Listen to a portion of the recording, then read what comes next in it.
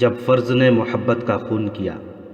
آج وہ رملہ اسرائیلیوں کے قبضے میں ہے، جہاں 800 سال پہلے سلطان صلاح الدین ایوبی نے صلیبیوں سے شکست کھائی تھی۔ رملہ، جو بیت المقدس سے 10 میل دور شمال میں واقع ہے، اردن کے علاقے میں ہے۔ جون 1966 عیسوی کی عرب اسرائیل جنگ میں اسرائیلیوں نے اردن کے اس تمام علاقے پر قبضہ کر لیا تھا جو دریائے اردن کے مغربی کنارے پر اسرائیل کی سرحد تک پھیلا ہوا ہے۔ 10 برس گزر گئے ہیں، اسرائیلیوں نے یہ علاقہ خالی کرنے کے بجائے اس پر مکمل قبضہ کر لیا ہے اور کہا ہے کہ دنیا کی کوئی طاقت ہمیں یہاں سے نکال نہیں سکتی۔ انہوں نے رملہ کو اور اس تمام مقبوضہ علاقے کو اس وقت بھی قتل گاہ بنایا تھا جب انہوں نے اس پر قبضہ کیا تھا۔ یہ آج بھی قتل گاہ ہے۔ گزشتہ 1 سال سے رملہ میں جو مسلمان رہ گئے وہ اسرائیل حکومت کے خلاف مظاہرے کر رہے ہیں اور اسرائیلی انہیں ظلم و تشدد اور رائفلوں کی گولیوں سے خاموش کر رہے ہیں۔ اسرائیلیوں کی ہٹ دھرمی اور عربوں کے آپس کے اختلافات بتا رہے ہیں کہ اسرائیلی اس علاقے کو نہیں چھوڑیں گے۔ 10 برس تو گزر گئے ہیں، لیکن 800 سال پہلے جب یہ علاقہ اور یہی رملہ صلیبیوں کے قبضے میں آیا تھا تو سلطان صلاح الدین ایوبی ایک دن بھی چین سے نہیں بیٹھا تھا۔ وہ میدان جنگ سے بڑی مشکل سے جان بچا کر نکلا تھا۔ اس کی فوج ایسی بری طرح بھاگی کہ بکھر کر مصر کا رخ کر لیا۔ فوج کی خاصی نفری صلیبیوں کے قیدی ہو گئی اور کچھ نفری قاہرہ تک بے سر و سامانی کی حالت میں یا پیادہ جاتے صحرا اور سفر کی صعوبتوں کی بھینٹ چڑھ گئی۔ ایسی شکست حوصلے اور جذبے توڑ دیا کرتی ہے۔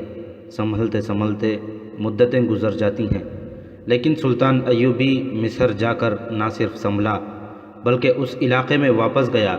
وہاں سے شکست کھا کر بھاگا تھا اور اس نے صلیبیوں کے لیے قیامت برپا کر دی۔ رملہ آج پھر صلاح الدین ایوبی کا انتظار کر رہا ہے۔ سلطان ایوبی کے سامنے صرف یہ مسئلہ نہیں تھا کہ شکست کا انتقام لینا ہے اور صلیبیوں کی پیش قدمی کو روکنا ہے۔ اسے بہت سے خطروں نے گھیر رکھا تھا۔ اس کی صفوں میں غداروں کی کمی نہیں تھی۔ سوڈان کی طرف سے حملے کا خطرہ بڑھ گیا تھا۔ سوڈانیوں کو معلوم تھا کہ سلطان ایوبی کے پاس فوج نہیں رہی اور وہ جو ہے وہ شکست خوردہ اور زخم خوردہ ہے۔ یہ خطرہ تو سب سے بڑا تھا کہ صلیبیوں کے پاس فوج 10 گنا زیادہ تھی اور اس فوج کے حوصلے کو رملہ کی فتح نے مضبوط کر دیا تھا۔ ایک یہ خطرہ بھی تھا کہ جو مسلمان امرا سلطان ایوبی کے مخالف تھے وہ اس کی شکست سے فائدہ اٹھا سکتے تھے۔ وہ ایک بار پھر متحد ہو کر سلطان ایوبی کی اس فوج کے لیے مصیبت بن سکتے تھے جسے وہ محاذ پر چھوڑ آیا تھا۔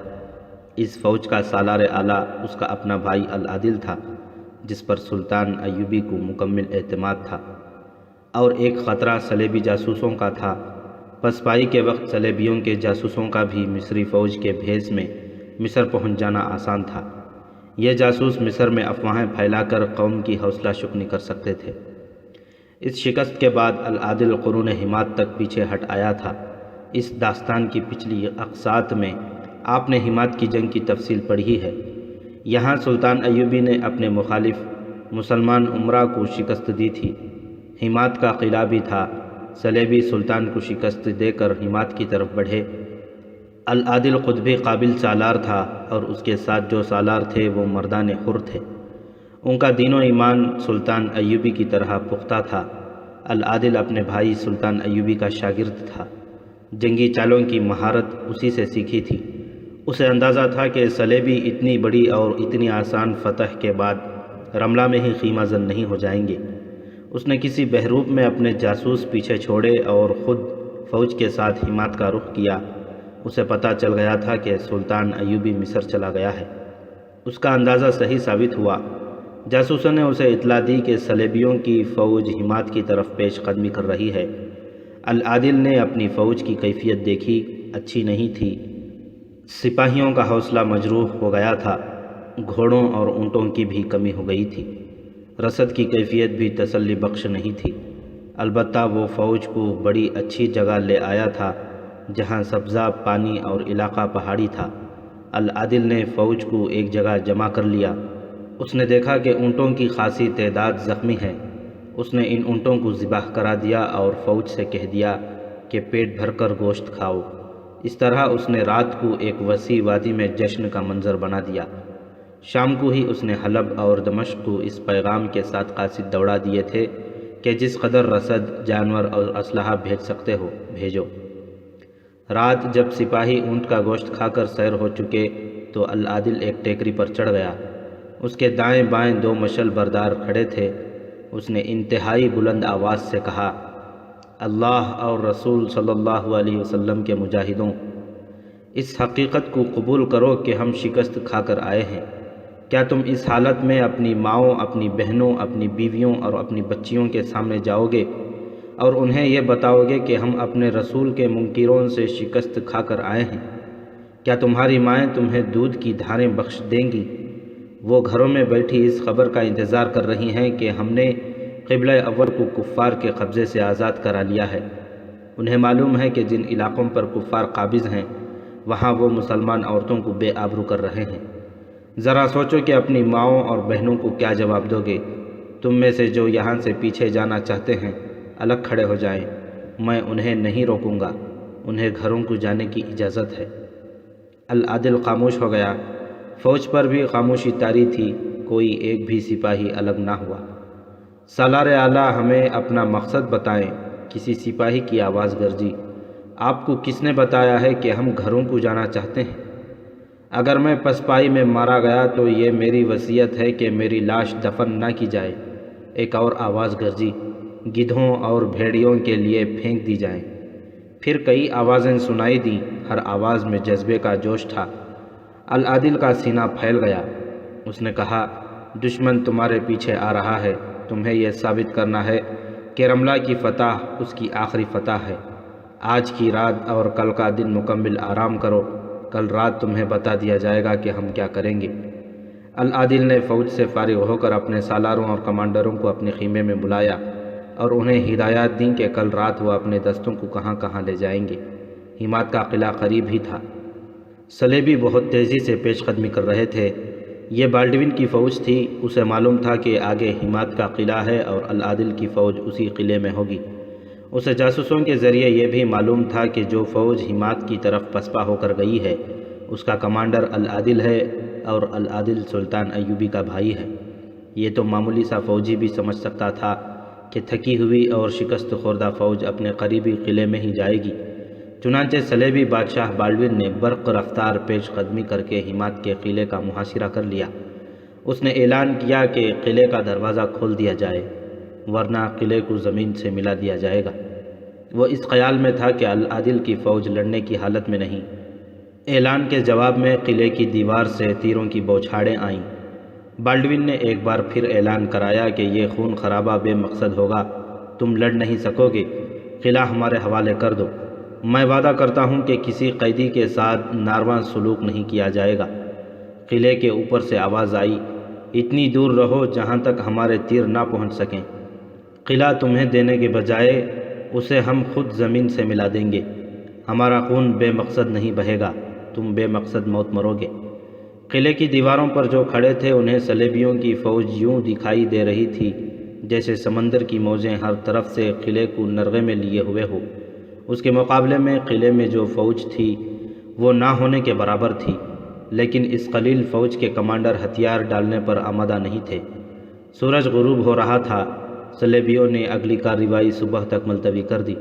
ان کی فوج تیز رفتار پیش قدمی کر کے آئی تھی، بہت تھکی ہوئی تھی۔ یہ تعاقب تھا۔ بالڈوین اس کوشش میں تھا کہ العادل کو کہیں آرام کرنے اور اپنی فوج کو اثر نو منظم کرنے کی مہلت نہ دیں۔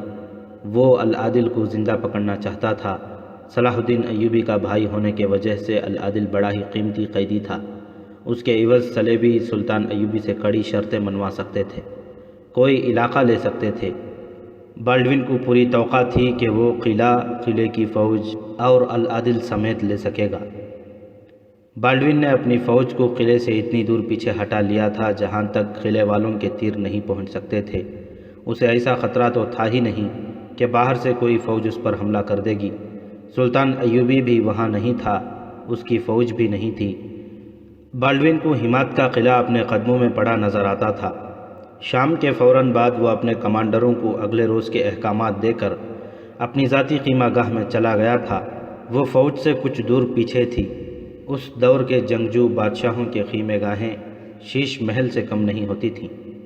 بالڈوین تو فاتح تھا، 3-4 صلیبی لڑکیاں اس کے ساتھ تھیں اور 4 وہ مسلمان لڑکیاں تھیں جنہیں صلیبی کمانڈروں نے مفتوحہ علاقے سے پکڑا اور بالڈوین کو بطور تحفہ پیش کی تھیں۔ یہ لڑکیاں عرب کے حسن کا شاہکار تھیں۔ صلیبی لڑکیوں نے انہیں ذہن نشین کرا دیا تھا کہ ان کا رونا اور آزاد ہونے کے لیے تڑپنا بیکار ہے۔ انہیں یہ بھی بتایا گیا تھا کہ وہ خوش قسمت ہیں کہ جو صلیب کے ایک بادشاہ کے حصے میں آئی ہیں۔ جو لڑکیاں صلیبی فوجیوں کے قبضے میں آ گئی ہیں، ان کا حشر دیکھ کر زمین اور آسمان کانپتے ہیں۔ تمہیں آخر کسی مسلمان امیر یا حاکم کے حرم میں جانا تھا جہاں تم قیدی ہوتی۔ 2-4 سال بعد جب تمہاری نوجوانی کی کشش ماند پڑنے لگتی تو تمہیں کسی سوداگر کے ہاتھ فروخت کر دیا جاتا۔ تم اگر اپنی فوج کے ہاتھوں چڑھ جاتی تو تمہارے مسلمان بھائی تمہارا وہی حشر کرتے جو ہماری فوج کرتی ہے۔ عورت کا کوئی مذہب نہیں ہوتا، اسے جس کے ساتھ بیاہ دیا جائے یا وہ جس کے قبضے میں آ جائے وہی انسان اس کا خدا اور اس کا مذہب بن جاتا ہے۔ پھر کیوں نہ تم اس انسان کے پاس رہو جو میدان جنگ کا بادشاہ ہے، ایک ملک کا بادشاہ ہے اور دل کا بھی بادشاہ ہے۔ پہلے روز لڑکیاں بہت تڑپی تھیں، ان پر تشدد نہ کیا گیا، انہیں کوئی دھمکی بھی نہ دی گئی۔ بالڈوین نے جب دیکھا کہ یہ نوجوان ہیں اور خوبصورت بھی ہیں تو اس نے اپنے ہائی کمان کے جرنیلوں سے کہا کہ ان لڑکیوں کو ٹریننگ دے کر بہتر طریقے سے استعمال کیا جا سکتا ہے۔ ایسی قیمتی لڑکیوں کو عیاشی کا ذریعہ بنا کر ضائع نہیں کرنا چاہیے۔ چنانچہ اس نے انہیں اپنے پاس رکھ لیا تھا، مگر اس سے یہ توقع نہیں رکھی جا سکتی تھی کہ وہ انہیں بیٹیاں بنا کر رکھے گا۔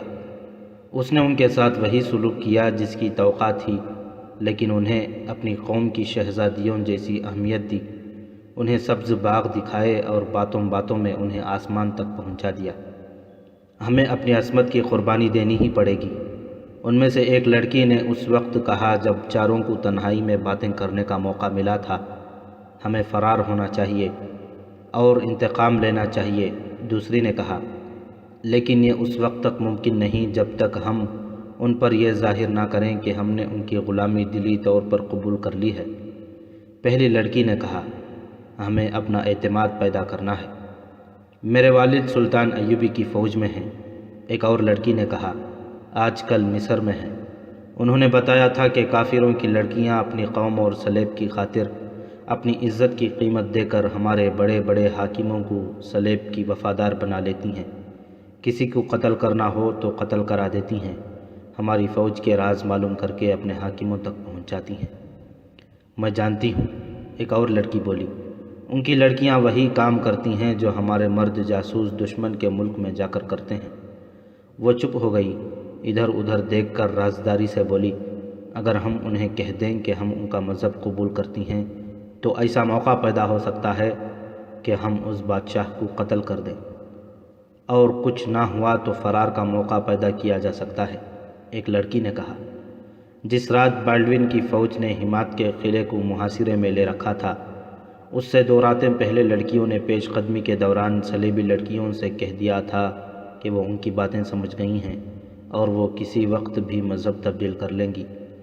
بالڈوین کو بتایا گیا تو اس نے 4 لڑکیوں کو بیش قیمت ہار پیش کیے اور 4 کے گلے میں چھوٹی چھوٹی صلیبیں لٹکا دیں، مگر اس نے صلیبی لڑکیوں کو الگ کر کے کہا، میں ان 4 میں سے کسی کے ہاتھ سے کچھ کھاؤں پیوں گا نہیں۔ ہو سکتا ہے انہوں نے ڈر کی وجہ سے مذہب تبدیل کیا ہو۔ زبان سے مذہب تبدیل کیا جا سکتا ہے، دل کی تبدیلی آسان نہیں ہوتی۔ ان کے دلوں پر قبضہ کرنے کی کوشش کرو۔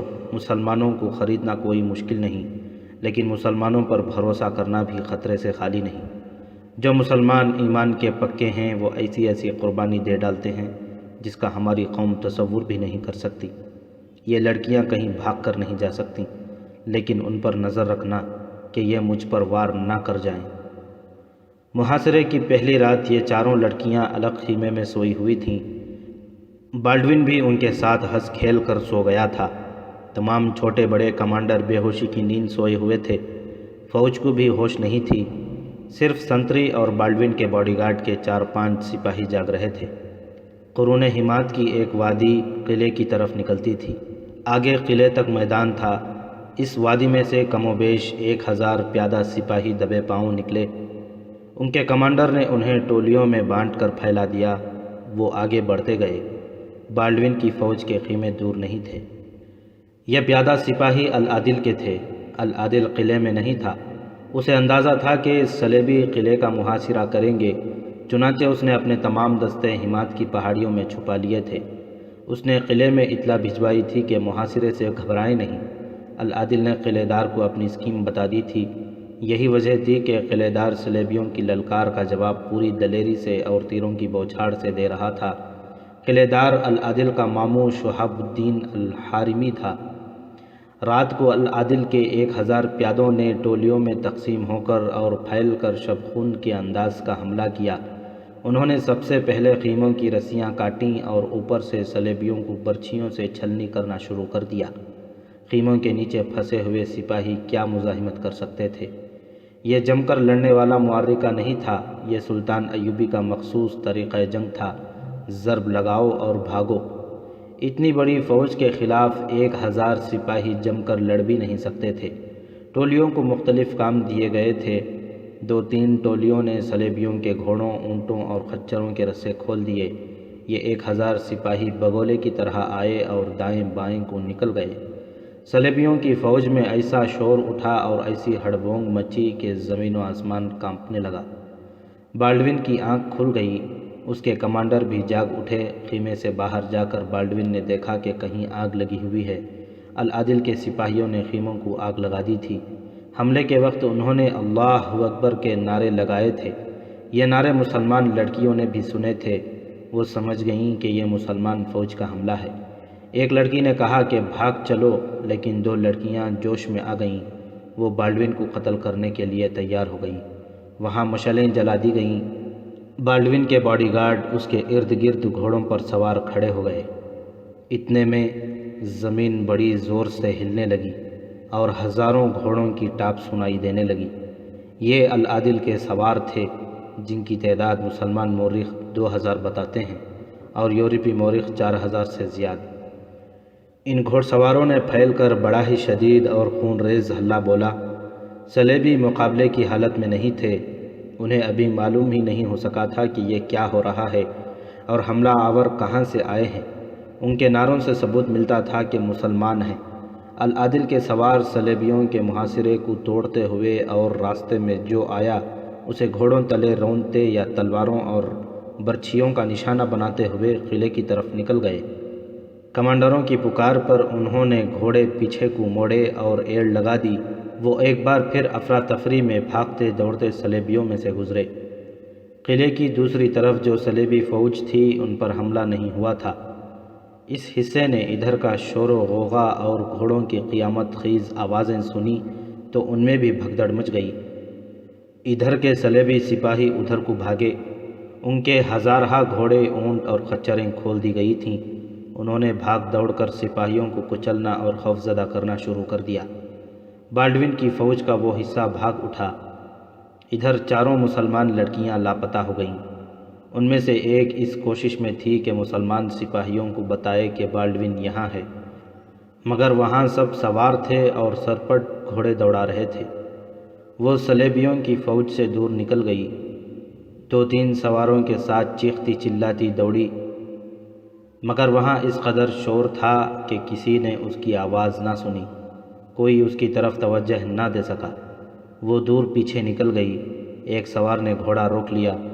لڑکی نے اسے ہانپتی کانپتی آواز میں بتایا کہ وہ مسلمان ہے اور اس جیسی 3 اور مسلمان لڑکیاں صلیبی بادشاہ کے قبضے میں ہیں۔ بالڈون کی خیمہ گاہ، جو اس کا جنگی ہیڈ کوارٹر بھی تھا، فوج سے الگ اور دور تھی۔ لڑکی کی آواز پر جس سوار نے گھوڑا روکا تھا وہ کوئی کمانڈر تھا۔ اس نے لڑکی کو گھوڑے پر بٹھایا اور پیچھے لے گیا۔ وہاں العادل کا ایک سالار تھا جس نے لڑکی کی پوری بات سنی۔ لڑکی نے بالڈون کے ہیڈ کوارٹر کی نشاندہی کی۔ سالار نے وہاں شبخون مارنے اور بالڈون کو پکڑنے کے لیے 2 جیش تیار کیے اور خود ان کی قیادت کی۔ اس نے سرپٹ گھوڑے دوڑا کر بالڈون کے خیمے گاہ کو گھیرے میں لے لیا۔ ان کے ساتھ جلتی ہوئی مشعلیں بھی تھیں۔ سالار نے بالڈون کو للکارا، خیموں کو آگ لگانے کی دھمکی دی، مگر وہاں بالڈون نہیں تھا۔ اس کے باڈی گارڈز بھی وہاں نہیں تھے۔ جو لوگ ہتھیار ڈال کر سامنے آئے ان میں ملازم، صلیبی اور 3 مسلمان لڑکیاں اور چند ایک سپاہی تھے۔ ان سب کو پکڑ لیا گیا۔ بالڈون کے متعلق پوچھا گیا مگر کوئی نہ بتا سکا کہ وہ کہاں ہے۔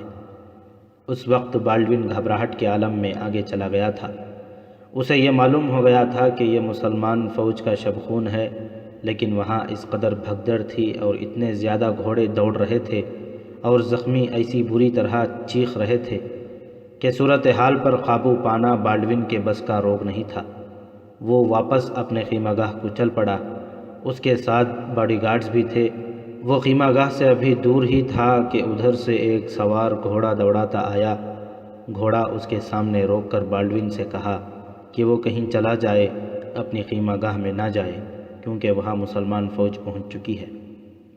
بالڈون نے وہیں سے گھوڑے کا رخ پھیر لیا۔ رات بھر العادل نے ضرب لگاؤ اور بھاگو کی کارروائی جاری رکھی۔ جب صبح طلوع ہوئی تو حمات کے قلعے کے ارد گرد سپاہیوں کی لاشیں بکھری ہوئی تھیں۔ ان میں زخمی بھی کراہ رہے تھے اور ان میں العادل کے شہیدوں کی بھی لاشیں تھیں۔ خچریں، گھوڑے اور اونٹ دور دور بکھرے ہوئے چر رہے تھے۔ وہاں بالڈون تھا نہ اس کی فوج۔ صلیبی اپنی رسد بھی پھینک گئے تھے۔ العادل نے اپنی فوج کو حکم دیا کہ وہ دشمن کا سامان اکٹھا کرے اور اس کے جانوروں کو پکڑے۔ العادل کا یہ حملہ دلیری، جذبے اور فن حرب و ضرب کے لحاظ سے قابل تعریف حملہ تھا، مگر جنگی نقطہ نگاہ سے اس سے کوئی فائدہ نہ اٹھایا جا سکا۔ ضرورت یہ تھی کہ افراتفری میں بھاگتے ہوئے صلیبیوں کا تعاقب کر کے ان کی جنگی قوت کو مکمل طور پر تباہ کر دیا جاتا، پھر پیش قدمی کر کے اس علاقے میں داخل ہوا جاتا جو صلیبیوں نے فتح کر لیا تھا۔ قیدی پکڑے جاتے جنہیں اپنے قیدی چھڑانے کے لیے استعمال کیا جا سکتا، مگر العادل کے لیے ممکن نہ تھا کہ کامیاب شب خون سے کوئی بڑی کامیابی حاصل کر سکتا۔ اس کی وجہ یہ تھی کہ اس کے پاس فوج کی کمی تھی، وہ تعاقب کے قابل نہیں تھا۔ شب خون اور چھاپا مارنے سے دشمن کو پریشان اور ادموا کیا جاتا ہے۔ اسے شکست دے کر علاقے پر قبضہ کرنے کے لیے پوری فوج حملہ کرتی ہے۔ العادل نے ایک کام تو کر لیا تھا، لیکن اگلے مرحلے کے لیے اس کے پاس کچھ نہیں تھا۔ البتہ اس نے یہ کامیابی حاصل کر لی کہ اس کی اس قلیل فوج کے جذبے پر رملہ کی شکست کا جو برا اثر پڑا تھا وہ صاف ہو گیا اور سپاہیوں کے جذبے تر و تازہ ہو گئے۔ ان کے دلوں میں یہ اعتماد بحال ہو گیا کہ صلیبی ان سے برتر نہیں اور وہ کسی بھی میدان میں صلیبیوں کو شکست دے سکتے ہیں۔ ضرورت فوج میں اضافے کی تھی۔ یہ کامیابی بھی حاصل کی کہ حمات کے قلعے کو بچا لیا گیا، ورنہ صلیبیوں کو ایک قلعہ بند اڈہ مل جاتا۔ العادل اپنے ہیڈ کوارٹر میں دانت پس رہا تھا۔ اس کے سالاروں کی جذباتی حالت اس سے زیادہ مشتعل تھی۔ اگر ان کے پاس فوج ہوتی تو وہ اس شب خون کے بعد بہت بڑی کامیابی حاصل کر لیتے اور بالڈون اپنی فوج کو زندہ نہ لے جا سکتا۔ العادل نے کاتب کو بلایا اور اپنے بڑے بھائی سلطان صلاح الدین ایوبی کے نام خط لکھوانے لگا۔ برادر یزروگوار سلطان مصر و شام، اللہ آپ کو سلطنت اسلامیہ کے وقار کی خاطر عمر طویل عطا فرمائے۔ میں اس امید پر خط لکھ رہا ہوں کہ آپ بخیر و عافیت قاہرہ پہنچ چکے ہوں گے۔ کسی نے اطلاع دی تھی کہ آپ شہید ہو گئے ہیں، پھر معلوم ہوا کہ زخمی ہوئے ہیں۔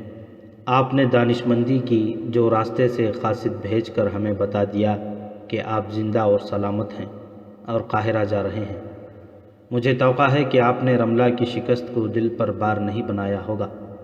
ہم انشاءاللہ شکست کا انتقام لیں گے، کھوئے ہوئے علاقے واپس لیں گے اور بیت المقدس سے بھی آگے جائیں گے۔ آپ شکست کے اسباب پر غور کر رہے ہوں گے۔ میں اس کی ذمہ داری فوج پر عائد نہیں کروں گا۔ ہمیں شکست کے راستے پر اپنے بھائیوں نے اسی روز ڈال دیا تھا جس روز وہ ہمارے خلاف صف آرا ہوئے تھے۔ جب دو بھائی آپس میں لڑتے ہیں تو ان کے دشمن ہمدردی کے پردے میں انہیں ایک دوسرے کے خلاف مشتعل کرتے ہیں۔ ہمارے بھائیوں کو بادشاہی کے نشے نے اندھا کیا۔ وہ دولت جس کی ضرورت سلطنت اسلامیہ کو تھی خانہ جنگی میں ضائع ہوئی۔ ہماری فوج کی بہترین اور تجربہ کار نفری تباہ ہو گئی۔ ان کی فوج جو اسی خلافت کی فوج تھی جس کے ہم ہیں، صرف اس لیے ضائع ہو گئی کہ چند ایک افراد نے تخت و تاج کے خواب دیکھنے شروع کر دیے تھے۔ جس قوم کے سربراہوں میں تخت و تاج کا لالچ پیدا ہوگا، اس کو وہ اپنے اپنے عزائم کے مطابق دھڑوں میں تقسیم کر کے آپس میں ضرور لڑائیں گے۔ ہمیں اس طرف بھی توجہ دینی پڑے گی کہ قوم دھڑوں اور گروہوں میں تقسیم نہ ہونے پائے۔ مذہبی فرقہ بندیاں ہی کیا کم تھیں کہ سلطانی کے حصول کے لیے قوم گروہوں میں تقسیم ہونے لگی۔ ہمیں شکست تک اسی فرقہ بندی نے پہنچایا ہے، مگر اس کی سزا آج سالاروں اور سپاہیوں کو مل رہی ہے۔ ہماری بہترین فوج خانہ جنگی میں ضائع ہوئی۔ اس کمی کو ہم نے نئی بھرتی سے پورا کیا اور شکست کھائی۔ میدان جنگ سے بے ترتیب جاگنے والے تمام نئے سپاہی تھے۔ میں نے اور میرے سالاروں نے رملہ کی شکست کے فوراً بعد ثابت کر دیا ہے کہ فوج نہیں ہاری۔ میرے پاس وہی پیادہ اور سوار نفری تھی جو آپ نے میری کمان میں دی تھی۔ آپ نے مجھے محفوظہ ریزرو میں رکھا، مگر میدان جنگ کی کیفیت اس قدر تیزی سے بدل گئی کہ مجھ تک آپ کا کوئی حکم نہ پہنچ سکا۔ یہ بھی پتہ نہ چلا کہ آگے کیا ہو رہا ہے اور میں آپ کی کیا مدد کر سکتا ہوں۔ پسپا ہونے والے ایک کمانڈر نے جو دائیں پہلو پر تھا، مجھے بڑی ہی تشویشناک اطلاع دی اور مشورہ دیا کہ میں اپنے دستے استعمال نہ کروں اور حملے کی لغزش نہ کروں۔ میں نے یہی بہتر سمجھا کہ کم از کم ان دستوں کو جو معرکے میں ابھی تک شریک ہی نہیں ہوئے بچا لوں۔ میں نے اپنے جذبات پر قابو پا لیا اور عقل سے کام لیا۔ میں نے حمات کی طرف کوچ کا حکم دے دیا۔ میرے دستوں کا جذبہ کسی حد تک مجروح ہو گیا تھا۔ میں دعا کرتا رہا کہ دشمن میرے سامنے آئے اور میں اپنے دستوں کے جذبے میں جان ڈالوں۔ میں نے مخبر پیچھے چھوڑ دیے تھے۔ حمات کے کوہستان میں مجھے مخبروں نے یہ قیمتی خبریں دیں کہ بالڈون میرے تعاقب میں آ رہا ہے۔ وہ اس غلط فہمی میں اپنی تمام تر فوج حمات کے قلعے کو محاصرے میں لینے کو لے آیا ہے۔ میں قلعے میں ہوں گا، لیکن میں نے آپ کے طریقہ جنگ کے عین مطابق کوہستان کے اندر دستے چھپا دیے تھے اور قلعے دار کو صورتحال اور اپنی متوقع چال کے متعلق تفصیلاً بتا دیا تھا۔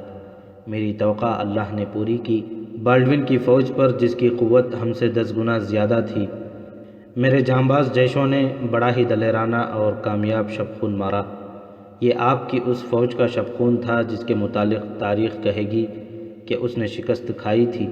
میری خواہش ہے کہ یہ شبخون تحریر میں لا کر کاغذات میں رکھ لیا جائے تاکہ آنے والی نسلیں یہ نہ کہیں کہ شکست کے بعد قوم مر ہی جاتی ہے۔ اگر آپ وہ منظر دیکھتے جو اگلے روز کے سورج نے ہمیں دکھایا تو آپ شکست کے صدمے کو بھول جاتے۔ مجھے افسوس ہے کہ بالڈون میرے پھندے سے نکل گیا ہے، اسے پکڑا نہیں جا سکا۔ میں اس وقت ایک ٹیکری پر کھڑا کاتب سے یہ خط لکھوا رہا ہوں۔ مجھے حمات کا قلعہ نظر آ رہا ہے، اس پر وحدت مصر و شام کا جھنڈا لہرا رہا ہے۔ قلعے کے ارد گرد صلیبیوں کی لاشوں کے علاوہ کچھ اور دکھائی دیتا ہے تو وہ ہزاروں گدھ ہیں جو لاشوں کو کھا رہے ہیں۔ آسمان سے گدھ اتر رہے ہیں، کہیں کہیں سے دھواں اٹھ رہا ہے۔ یہ آگ گزشتہ رات میرے چھاپہ ماروں نے لگائی تھی۔ بالڈون کی فوج جس افراتفری میں بھاگی ہے، اس سے میں وثوق سے کہتا ہوں کہ بالڈون جوابی حملہ نہیں کر سکے گا، تاہم میں اس کے لیے بھی تیار ہوں۔ اگر میرے پاس اتنے ہی دستے اور ہوتے جتنے اب ہیں تو میں صلیبیوں کا تعاقب کرتا اور شکست کو فتح میں بدل دیتا۔ میں آپ کو یقین دلاتا ہوں کہ میرے سالاروں اور کمانڈروں اور تباہ کار سپاہ کا لڑنے کا جذبہ تر و تازہ ہو گیا ہے۔ مجھے امید ہے کہ آپ آرام سے نہیں بیٹھے ہوں گے، فوج کے لیے بھرتی اور نئی تنظیم میں مصروف ہو گئے ہوں گے۔ آپ اطمینان سے تیاری کریں، میں چھاپہ مار جنگ جاری رکھوں گا، دشمن کو کہیں بھی آرام سے بیٹھنے نہیں دوں گا۔ اس طرح میں کسی علاقے پر قبضہ تو نہیں کر سکوں گا، البتہ آپ کو تیاری کا وقت مل جائے گا۔ میں نے دمشق بھائی شمس الدولہ کو پیغام بھیج دیا ہے کہ مجھے چند ایک دستے اور دیگر سامان بھیجے۔ حلب الملک الصالح کو بھی پیغام بھیج دیا ہے کہ معاہدے کے مطابق مجھے مدد دے۔ میں آپ کو اللہ کے بھروسے پھر تسلی دے رہا ہوں کہ میرے متعلق فکر نہ کریں، میں اور میرے سالار آپ کی خیریت اور سرگرمیوں کے متعلق جاننے کو بیتاب ہیں۔ اللہ ہمارے ساتھ ہے، اسی کی ذات باری سے مدد مانگتے ہیں اور ہم سب کو اسی کی طرف لوٹ کے جانا ہے۔ الملک العادل۔ العادل نے خط پڑھوا کر سنا، اس پر دستخط کیے اور قاصد کو دے کر قاہرہ کو روانہ کر دیا۔ قاہرہ کی فضا پر مایوسی کے بادل چھائے ہوئے تھے۔ سلطان صلاح الدین ایوبی وہاں پہنچ چکا تھا۔ شہر میں اور شہر کے مضافات میں یہی ایک آواز ابھرتی سنائی دیتی تھی، شکست شکست شکست۔ شکوک اور شبہات بھی ابھرنے لگے تھے۔ شکست جیسے حادثات اور ایسے واقعات جن کے متعلق لوگوں کو کچھ پتہ نہ چل سکے، ایسی فضا پیدا کر دیتے ہیں جس سے افواہیں پھلتی پھولتی اور پھیلتی ہیں۔ یہ عمل قاہرہ کے اندر بھی اور ارد گرد کے علاقے میں بھی شروع ہو گیا تھا۔ وہاں دشمن کے تخریب کار اور جاسوس بھی موجود تھے جو یورپ کے باشندے نہیں، مصر کے رہنے والے مسلمان تھے۔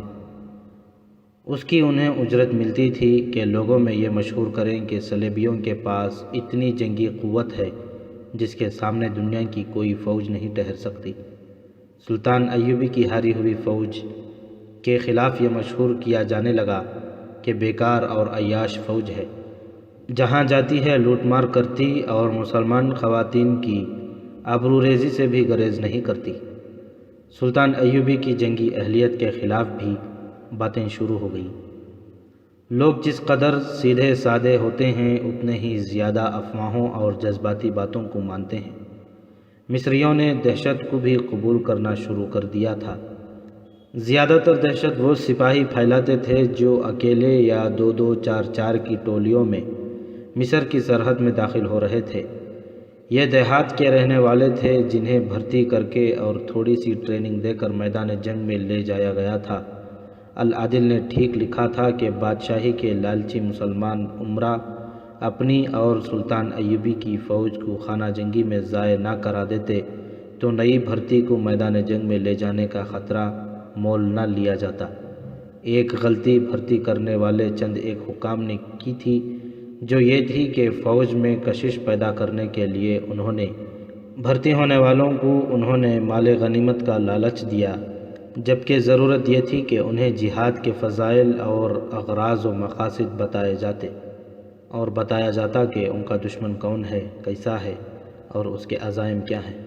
یہ سپاہی پا پیادہ بھی آ رہے تھے، اونٹوں اور گھوڑوں پر بھی آ رہے تھے۔ جب کوئی سپاہی کسی آبادی میں داخل ہوتا تھا، لوگ اسے گھیر لیتے، کھلاتے پلاتے اور میدان جنگ کی باتیں پوچھتے تھے۔ یہ گوار سپاہی شکست کی خفت مٹانے کے لیے اپنے کمانڈروں کو نااہل اور عیاش ثابت کرتے اور صلیبی فوج کے متعلق دہشت ناک باتیں سناتے تھے۔ بعض کی باتوں سے پتہ چلتا تھا جیسے صلیبیوں کے پاس کوئی معقوف الفطرت قوت ہے جس کے زور پر وہ جدھر جاتے ہیں صفایا کرتے جاتے ہیں۔ ایسے مورخوں کی تعداد زیادہ تو نہیں، لیکن دو تین نے، جن میں ارنول قابل ذکر ہے، لکھا ہے کہ صلیبی ایک خفیہ ہتھیار لائے تھے اور یہی ان کی فتح کا باعث بنا تھا۔ تاریخ کے متعلق تحریروں میں اس خفیہ ہتھیار کا آگے چل کر کوئی ذکر نہیں ملتا۔ قاضی بہاؤالدین شداد کی ڈائری میں جو عینی شہادت ہے، ایسے کسی ہتھیار کا ذکر نہیں۔ اس دور کے دیگر وقائع نگاروں اور کاتبوں کی تحریریں بھی اس پر اسرار ہتھیار کے متعلق خاموش ہیں۔ غالباً یہ ہتھیار اس پروپیگنڈے کا ایک خیالی ہتھیار تھا جسے مصر اور دیگر مسلمان علاقوں میں صلیبیوں کی دہشت پھیلانے کے لیے کیا گیا تھا۔ ہو سکتا ہے اس کے بہت زیادہ ذکر سے مورخوں نے اسے حقیقی سمجھ لیا ہو۔